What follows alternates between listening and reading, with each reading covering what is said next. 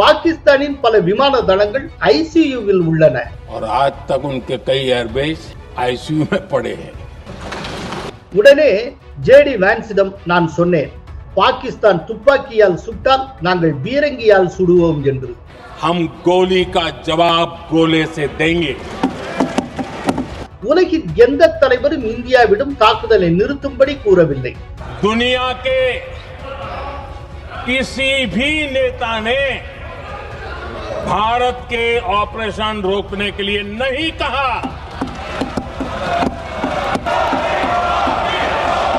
எங்களால் தாங்க முடியவில்லை, தயவு செய்து தாக்குதலை நிறுத்துங்கள் என பாகிஸ்தான் கதறியது. बहुत मारा, अब ज्यादा मार झेलने की ताकत नहीं है. ஆபரேஷன் சிந்தூர் தாக்குதலால் பாகிஸ்தானை சேர்ந்த தீவிரவாதிகள் அழுது கொண்டிருக்கின்றனர். அவர்களோடு சேர்ந்து இந்தியாவில் சிலரும் அழுது கொண்டிருக்கின்றனர். आतंकवादी रो रहे हैं, यहां भी कुछ लोग रो रहे हैं. கோலஹலாஸ் டிவி யூடியூப் சேனல், இது வாய்மையின் எக்காலம். வணக்கம் நண்பர்களே. நேற்று மக்களவையில் மோடி எனும் சூறாவளி சுழன்றடித்தது. அந்த சூறாவளியில் எதிர்க்கட்சியினர் சுருண்டு விழுந்து சுக்குநூறாயினர். பகல்காம் பயங்கரவாத தாக்குதல் குறித்து நேற்று லோக்சபாவில் எதிர்க்கட்சியினரின் கேள்விகளுக்கு பதிலளித்தார் மோடி. அவர் என்ன பேசினார் என்பதை பார்ப்போம். ஜம்மு மற்றும் காஷ்மீரின் பகல்காம் பகுதியில் ஏப்ரல் 22 அப்பாவி மக்களின் மதத்தை கேட்டு அவர்களை பயங்கரவாதிகள் சுட்டுக் கொன்ற சம்பவம் கொடூரம் வாய்ந்தது. அது கொடூரத்தின் உச்சம். இந்தியாவை வன்முறை தீயில் தள்ளுவதற்கான சதி திட்டமாகும். அந்த சதி திட்டம் நாட்டு மக்களின் ஒற்றுமையால் முறியடிக்கப்பட்டது. இதற்காக நாட்டு மக்களுக்கு நன்றியை தெரிவித்துக் கொள்கிறேன். पहलगाम में आतंकवादियों ने क्रूर घटना घटी. मैं आज देशवासियों का धन्यवाद करता हूं कि देश ने एकता के साथ उस साजिश को नाकाम कर दिया. இந்தியாவின் தரப்பை முன்னிறுத்த நான் இந்த அவையில் நிற்கிறேன். இந்தியாவின் பக்கம் என்ன நடந்தது என்பதை பார்க்காதவர்களுக்கு அதை காட்ட நான் இங்கே நிற்கிறேன். ஏப்ரல் 22 நான் வெளிநாட்டில் இருந்தேன். பகல்காம் தாக்குதலை அறிந்தவுடன் நாடு திரும்பினேன். பாதுகாப்புக்கான அமைச்சரவையை கூட்டினேன். பயங்கரவாதத்துக்கு உரிய பதிலடி கொடுக்கப்பட வேண்டும் என்று முடிவெடுத்தோம். தெளிவான அறிவுறுத்தல்களை வழங்கினோம். சுதந்திரமாக செயல்பட ராணுவம் அனுமதிக்கப்பட்டது. எங்கே, எப்படி, எப்போது, எந்த முறையில் தாக்குதலை நடத்துவது என்பதை ராணுவமே முடிவு செய்யலாம் என்று கூறப்பட்டது. कि सेना तय करें कब, कहां, कैसे, किस प्रकार से, ये सारी बातें उस मीटिंग में साफ साफ कह दी गई. அனைத்தும் தெளிவாக கூறப்பட்டன. பகல்காம் பயங்கரவாத தாக்குதலுக்கு பிறகு இந்தியா ஒரு பெரிய நடவடிக்கையை எடுக்கும் என்கிற எண்ணம் பாகிஸ்தான் படைகளுக்கு இருந்தது. அவர்கள் அணு ஆயுத அச்சுறுத்தல்களை தொடங்கினர்.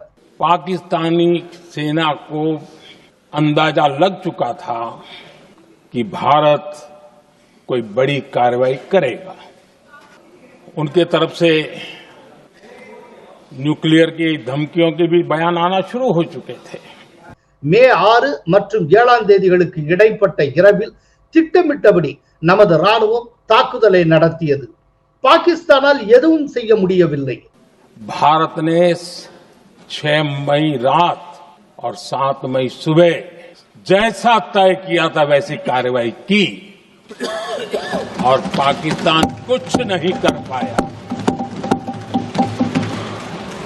நமது ஆயுத படைகள் 22 நிமிடங்களுக்குள் துல்லிய தாக்குதல்களை நடத்தி முடித்து பழி தீர்த்தன. பாகிஸ்தானின் தொலைதூர பகுதிகளுக்குள் சென்று இந்திய ராணுவம் தாக்குதல் நடத்தியது. 22 मिनट में 22 अप्रैल का बदला निर्धारित लक्ष्य के साथ हमारी सेना ने ले लिया. இந்தியாவிலேயே தயாரிக்கப்பட்ட ட்ரோன்கள், ஆயுதங்கள் கொண்டு தாக்குதல் நடத்தப்பட்டது. முப்படைகளும் கூட்டாக இணைந்து திட்டமிட்டு செயல்பட்டன. அணு ஆயுத மிரட்டல் இனி எடுபடாது என்பதை இந்தியா நிரூபித்தது.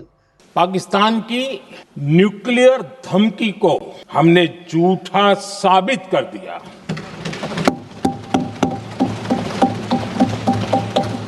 और न ही ये न्यूक्लियर ब्लैकमेलिंग के सामने भारत झुकेगा। அதோடு பாகிஸ்தானின் விமானப்படை தளங்களும் சொத்துகளும் பெரும் சேதத்தை சந்தித்தன. இப்போது வரை பாகிஸ்தானின் பல விமான தளங்கள் ஐசியூவில் உள்ளன. पाकिस्तान के एयरबेस एसेट्स को भारी नुकसान और आज तक उनके कई एयरबेस आईसीयू में पड़े हैं। பாகிஸ்தானில் இயங்கிய பயங்கரவாத தளங்கள் அழிக்கப்பட்டன. பகவல்பூரும் முரிட்கேயும் தரைமட்டமாக்கப்பட்டன. இவையெல்லாம் நடக்கும் என யாரும் கற்பனை கூட செய்து பார்க்கவில்லை. आतंक के गढ़ कोई सोच नहीं सकता कि वहां तक कोई जा सकता है। बहावलपुर और मुर्गे पाकिस्तान के कोने कोने में आतंकी अड्डों को धुआं धुआं कर दिया गया।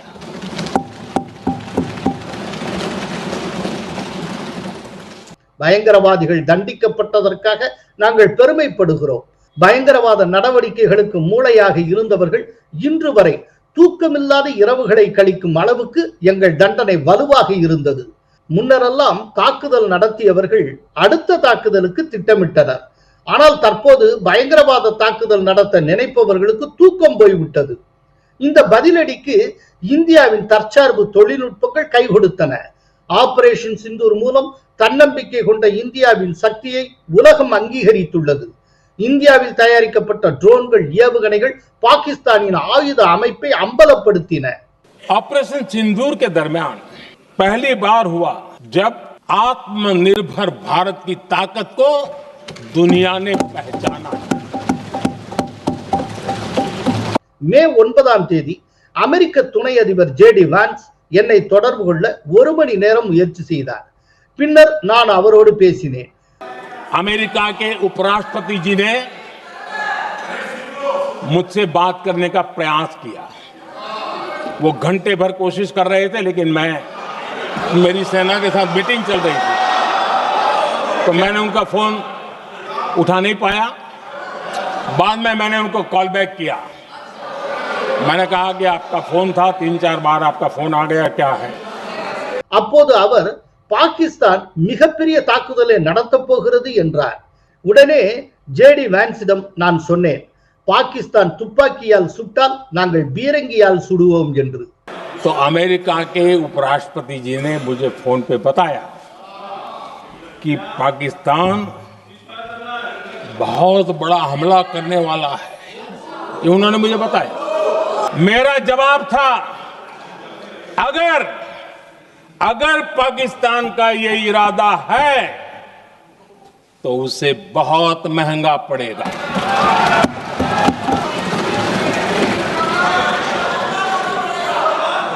हम गोली का जवाब गोले से देंगे।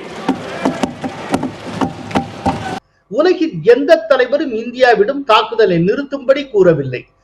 दुनिया के किसी भी नेता ने भारत के ऑपरेशन रोकने के लिए नहीं कहा।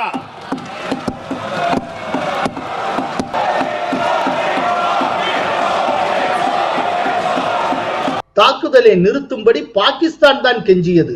எங்களால் தாங்க முடியவில்லை, தயவு செய்து தாக்குதலை நிறுத்துங்கள் என பாகிஸ்தான் கதறியது. மே 10ஆம் தேதி போர் நிறுத்தப்பட்டது. पाकिस्तान ने फोन करके डीजीएमओ के सामने फोन करके गुहार लगाई, बस करो, बहुत मारा, अब ज्यादा मार झेलने की ताकत नहीं है, प्लीज हमला रोक दो। நாம் பாகிஸ்தானை மண்டியிட வைத்தோம்.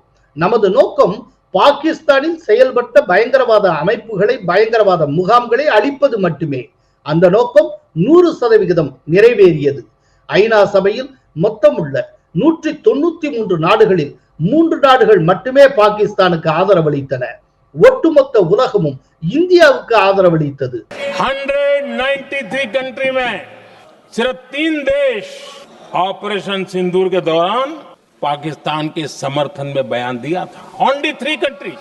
दुनिया भर से भारत को समर्थन मिला है।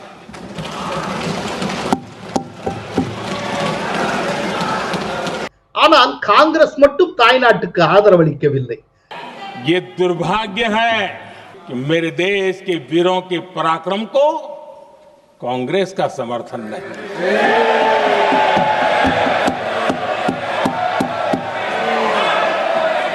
நமது ராணுவத்துக்கு ஆதரவாகவும் அந்த கட்சி செயல்படவில்லை. பகல்காம் தாக்குதலில் அரசியல் ஆதாயம் தேட காங்கிரஸ் முயற்சி செய்தது. நமது வீரர்களின் மன உறுதியை குலைக்கும் வகையில் கருத்துக்களை வெளியிட்டது. சிலர் பாகிஸ்தானின் ஊதுகுழலாக மாறினர். உலகமே இந்திய படைகளை மதிக்கின்றன. ஆனால் காங்கிரஸ் உள்ளிட்ட எதிர்க்கட்சிகளுக்கு மட்டும் பாராட்டும் மனம் இல்லை. பாகிஸ்தானை நம்பி காங்கிரஸ் கட்சி நடத்துகிறது. அரசியலுக்காக பாகிஸ்தானை நம்பி இருக்கிறது. ஆபரேஷன் சிந்தூர் தாக்குதலால் பாகிஸ்தானை சேர்ந்த தீவிரவாதிகள் அழுது கொண்டிருக்கின்றனர். அவர்களோடு சேர்ந்து இந்தியாவில் சிலரும் அழுது கொண்டிருக்கின்றனர். आतंकवादी रो रहे हैं और उनको रोते देखकर यहां भी कुछ लोग रो रहे हैं. இந்த விவகாரத்தில் அரசியல் செய்ய முடியவில்லையே என்று அவர்கள் மிகவும் வருந்துகின்றனர். 1962 நேரு ஆட்சியின் போது அக்சாய் சின் பகுதியை சீனாவிடம் இழந்தோம். சிந்து நதி நீர் ஒப்பந்தத்தில் நேருதான் கையெழுத்து போட்டார். சிந்து நதியின் மொத்த நீரில் 80% சிறிய நாடான பாகிஸ்தானுக்கு வாரி வழங்கப்பட்டது. 20% மட்டுமே இந்தியாவுக்கு கிடைத்தது. सिंधु जल समझौता किसने किया? नेहरू जी ने किया. इतना बड़ा हिंदुस्तान, उसको सिर्फ 20% पानी. कौन सी डिप्लोमेसी थी? क्या हालत करके बना के रखा था आप लोगों ने? அந்த ஒப்பந்தத்தில் உலக வங்கி தலையிடவும் அனுமதி அளிக்கப்பட்டது. सिंधु और झेलम जैसी नदियों पर विवाद के लिए पंचायत किसको दी? वर्ल्ड बैंक को दी. वर्ल्ड बैंक फैसला करे क्या कर रहा है. नदी हमारी, पानी हमारा. और भारत के स्वाभिमान के साथ किया गया बहुत बड़ा धोखा था. இதனால் காஷ்மீர், பஞ்சாப், ஹரியானா, ராஜஸ்தான், டெல்லி விவசாயிகள் பாதிக்கப்பட்டனர். 1971 போரில் 93,000 பாகிஸ்தான் வீரர்களை இந்திய ராணுவம் சிறைப்பிடித்தும் அதை பயன்படுத்தி எத்தனையோ விஷயங்களை சாதித்திருக்க முடியும். ஆனால் காங்கிரஸ் ஆட்சியாளர்கள் அருமையான வாய்ப்பை கோட்டை விட்டனர். 1974 கச்சத்தீவை இலங்கைக்கு தாரை வார்த்தது காங்கிரஸ். இதன் மூலம் இந்திய தமிழக மீனவர்களுக்கு பெரும் துரோகத்தை இழைத்தது. 1974 श्रीलंका को कच्चथीवु द्वीप को गिफ्ट कर दिया गया. क्या गुनाह था तमिलनाडु के मेरे फिशरमैन भाई बहनों का?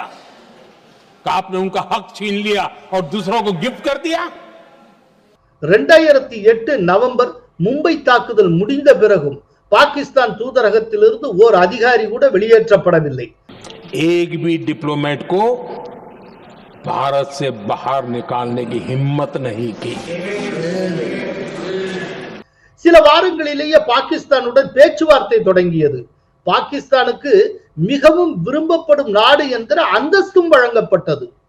लेकिन यूपीए सरकार ने पाकिस्तान को मोस्ट फेवर्ड नेशन का दर्जा देकर रखा था. 2008 மும்பை தாக்குதலுக்கு பிறகு ஹிந்து பயங்கரவாதம் என்கிற கருத்தாக்கத்தை உருவாக்க முயன்றது காங்கிரஸ். कांग्रेस पार्टी इसको भगवा आतंक सिद्ध करने में जुटी हुई थी. हिंदू आतंकवाद की थ्योरी बेचने में लगी हुई थी. அதன் தலைவர்களில் ஒருவர் லஷ்கர்-இ தொய்பாவை காட்டிலும் இந்து குழுக்கள் ஆபத்தானவை என்று அமெரிக்க தூதரிடம் தெரிவித்தார். कांग्रेस के एक नेता ने अमेरिका के बड़े राजनयिक को यहां तक कह दिया था कि लश्कर-ए-तोयबा से भी बड़ा खतरा भारत के हिंदू ग्रुप है. ये कहा गया था. கடந்த மே 10 ஆபரேஷன் சிந்தூர் நடவடிக்கை நிறுத்தப்படுகிறது என இந்தியா அறிவித்த போது உலக அளவில் நமக்கு ஆதரவு தரப்பட்டது. ஆனால் துணிச்சல் மிக்க நம்முடைய வீரர்களுக்கு காங்கிரசின் ஆதரவு கிடைக்கவில்லை. ஆபரேஷன் சிந்தூர் 3 விஷயங்களை தெளிவுபடுத்தி இருக்கிறது. ஒன்று, இனி இந்தியா மீது பயங்கரவாத தாக்குதல் நடத்தப்பட்டால் தன் வசதிக்கேற்ப இந்தியா திருப்பி அடிக்கும். अगर भारत पर आतंकी हमला हुआ तो हम अपने तरीके से, अपनी शर्तों पर, अपने समय पर जवाब दे करके रहेंगे।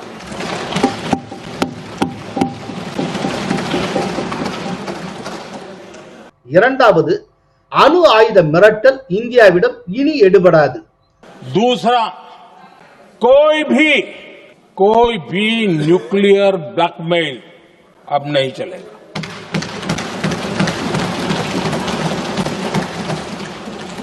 மூன்று, பயங்கரவாத அமைப்புகளையும் பயங்கரவாதத்தை ஆதரிக்கும் அரசாங்கத்தையும் இனி இந்தியா பிரித்து பார்க்காது. और तीसरा, हम आतंक की सरपरस्त सरकार और आतंक के आकाओं उनको अलग अलग नहीं देखेंगे. இந்திய நாடாளுமன்றம் ஜனநாயகத்தின் கோயிலாகும். இங்கிருந்து மீண்டும் கூறுகிறேன், ஆபரேஷன் சிந்தூர் தற்காலிகமாகவே நிறுத்தப்பட்டு இருக்கிறது. लोकतंत्र के इस मंदिर में दोहराना चाहता हूं,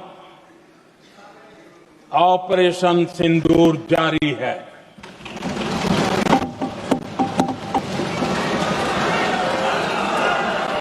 பாகிஸ்தான் அத்துமீறினால் ஆபரேஷன் சிந்தூர் மீண்டும் தொடங்கும். பாகிஸ்தானுக்கு தக்க பதிலடி கொடுக்கப்படும். पाकिस्तान ने दुस्साहस की अगर कल्पना की तो उसे करारा जवाब दिया जाएगा. என் மீது நம்பிக்கை கொண்ட 140 கோடி இந்தியர்களுக்கும் நன்றி தெரிவித்துக் கொள்கிறேன் என்று பேசி முடித்தார் மோடி. मैं देशवासियों का आभार व्यक्त करता हूं. मैं देशवासियों का अभिनंदन करता हूं. முன்னதாக எதிர்க்கட்சியினரின் கேள்விகளுக்கு மத்திய உள்துறை அமைச்சர் அமித்ஷா மக்களவையில் நேற்று பதிலளித்தார். அவர் என்ன பேசினார் என்பதை பார்ப்போம். பயங்கரவாதிகள் பாகிஸ்தானிலிருந்துதான் வந்தார்கள் என்பதற்கு என்ன ஆதாரம் என்று சிதம்பரம் கேட்டிருக்கிறார். அவர்கள் உள்நாட்டு பயங்கரவாதிகளாக இருப்பார்கள் என்றும் கூறியுள்ளார். இதன் மூலம் பாகிஸ்தானுக்கு காங்கிரஸ் நற்சான்றிதழ் வழங்கி இருக்கிறது. பாகிஸ்தானை காப்பாற்றுவதன் மூலம் அவருக்கு என்ன கிடைக்கும் என்று கேட்க விரும்புகிறேன். चिदंबरम जी ने सवाल उठाया कि क्या प्रूफ है कि ये आतंकवादी पाकिस्तान से आए. क्या कहना चाहते हैं चिदंबरम साहब? किसको बचाना चाहते हैं? पाकिस्तान को बचाकर आपको क्या मिलेगा? वो ये कह रहे हैं. அவர் இப்படி சொல்லுவதன் அர்த்தம் பாகிஸ்தான் குற்றமற்ற நாடு என்பதாகும். அவர் யாரை காப்பாற்ற விரும்புகிறார்? பாகிஸ்தானை பாதுகாப்பதால் அவருக்கு கிடைக்கும் லாபம் என்ன? அவர்கள் பாகிஸ்தானியர்கள் இல்லை எனில் பாகிஸ்தான் தாக்கப்பட்டது ஏன் என்று கேட்டிருக்கிறார் சிதம்பரம். பாகிஸ்தானை காப்பாற்ற காங்கிரஸ் செய்யும் சதி திட்டத்தை 130 கோடி இந்தியர்களும் பார்த்துக் கொண்டிருக்கிறார்கள். दुनिया के सामने इस देश का एक पूर्व गृह मंत्री पाकिस्तान को क्लीन चिट दे रहा है. पाकिस्तान को बचाने का इनका ये षड्यंत्र आज 130 करोड़ लोग जान रहे हैं. बच नहीं पाओगे आप लोग, बच नहीं पाओगे. मान्यवर, ஏப்ரல் 30ஆம் தேதி பாதுகாப்புக்கான அமைச்சரவை ஆலோசனை கூட்டம் நடைபெற்றது. அதில் பாதுகாப்பு படைகளுக்கு முழுமையான சுதந்திரம் வழங்கப்பட்டது. இதையடுத்து மே 7ஆம் தேதி ஆபரேஷன் சிந்தூர் தொடங்கப்பட்டு அதிகாலை 1:04 முதல் 1:24 மணிக்குள் தாக்குதல் நடத்தி முடிக்கப்பட்டது. இந்த நடவடிக்கையில் பாகிஸ்தானில் இயங்கி வந்த 9 பயங்கரவாத முகாம்கள் தாக்கி அழிக்கப்பட்டன. இந்த தாக்குதலில் 100க்கும் மேற்பட்ட பயங்கரவாதிகள் கொல்லப்பட்டனர். அதே நேரத்தில் பாகிஸ்தானிய பொதுமக்களில் ஒருவர் கூட கொல்லப்படவில்லை. இந்த தாக்குதலை தொடர்ந்து நமது director general of military operation India தனது தற்காப்பு உரிமையை பயன்படுத்தி பயங்கரவாத உள்கட்டமைப்பை தாக்கியதாக பாகிஸ்தான் டிஜிஎம்ஓவிடம் தெரிவித்தார். இது மன்மோகன் சிங் ஆட்சி அல்ல, அமைதியாக இருப்பதற்கு. காங்கிரஸ் ஆட்சி காலத்தில் இந்தியாவை ரத்தம் சிந்த வைத்த பயங்கரவாதிகளை நாங்கள் கொன்றோம். பாகிஸ்தான் ஆக்கிரமிப்பு காஷ்மீர் உருவானதற்கு ஜவஹர்லால் நேரு மட்டுமே காரணம். पाक ऑक्यूपाई कश्मीर का अगर अस्तित्व है तो जवाहरलाल नेहरू जी की ये युद्ध विराम के कारण है. इसका जिम्मेदार जवाहरलाल नेहरू है. பாகிஸ்தான் ஆக்கிரமிப்பு காஷ்மீர் பகுதியை நேரு கைப்பற்றி இருந்தால் இப்போது அங்குள்ள முகாம்கள் மீது தாக்குதல் நடத்த வேண்டிய அவசியம் இருந்திருக்காது. கௌரவ் கோகோய் அவர்களே, நீங்கள் பாகிஸ்தானுக்கு பலமுறை சென்றது உண்டு. எப்போதேனும் நமது எல்லைக்கு சென்றது உண்டா?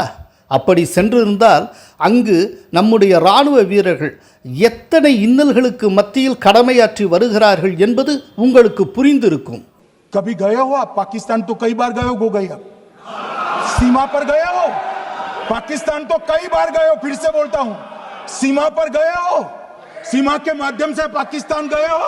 हमारे जवानों की कठिनाई देखो साहब, -43 डिग्री में पहाड़ पर रहकर नदी नालों के बीच में चौकी करते हैं. நேற்று முன்தினம் ஜம்மு காஷ்மீரில் நடைபெற்ற ஆபரேஷன் மகாதேவ் என்கிற அதிரடியில் பகல்காம் பயங்கரவாத தாக்குதலில் ஈடுபட்ட 3 பயங்கரவாதிகளும் கொல்லப்பட்டுள்ளனர்.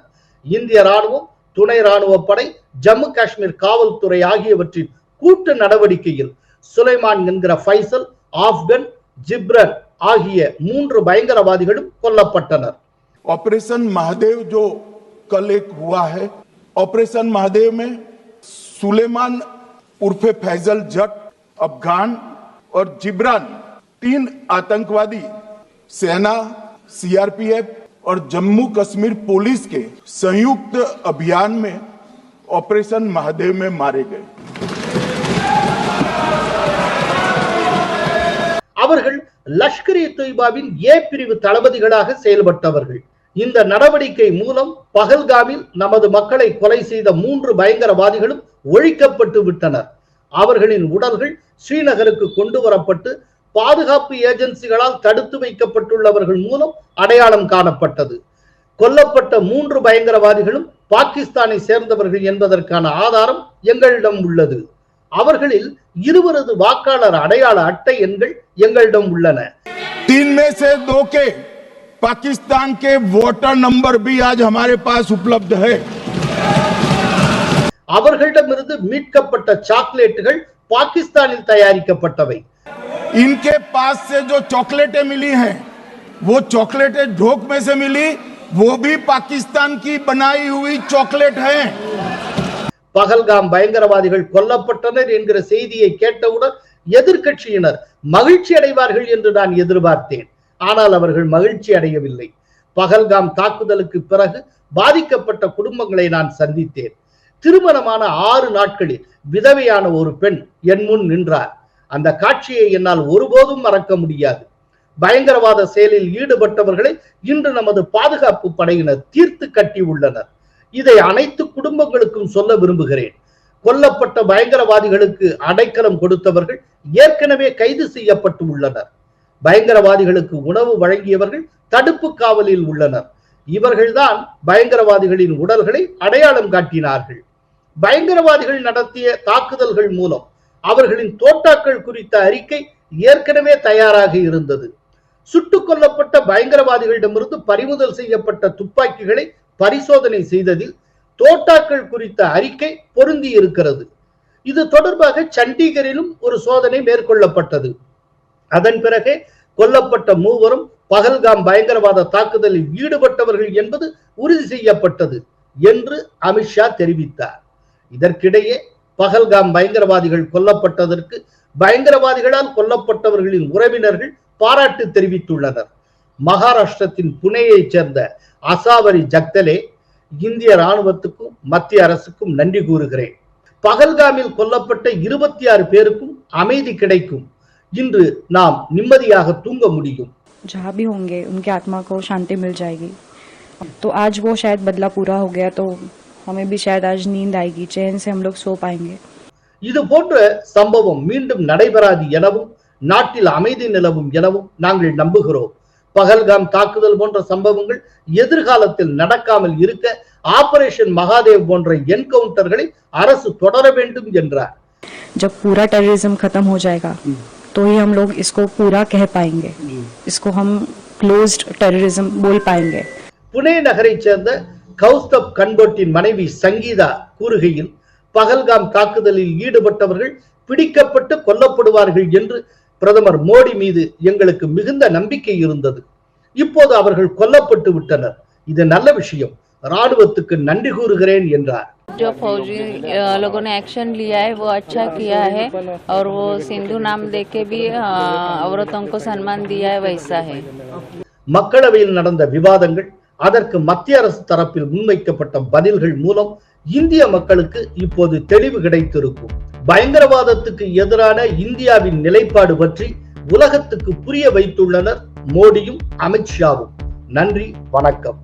கோலஹலாஸ் டிவி யூடியூப் சேனல், இது வாய்மையின் எக்காலம்.